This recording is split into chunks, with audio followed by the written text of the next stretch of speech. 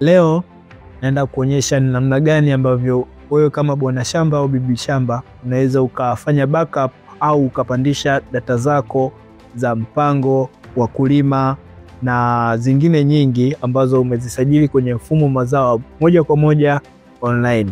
Ili kupandisha data za wakulima kwenye mfumo wa mazao, wewe kama bwana shamba unatakiwa uwe na data za wakulima, ikiwemo data za usajili, data za takwimu, data za mipango au data za upimaji wa udongo. Unachotakiwa, hatua ya kwanza ni kwenda kwenye offline mode button na kuibonyeza, itabadilika kuwa online mode.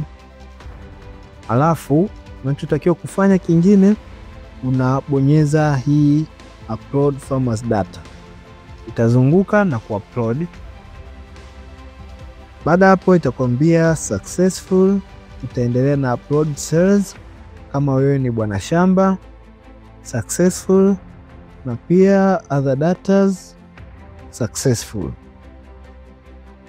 Baada ya hapo utafunga na kuendelea na operations nyingine.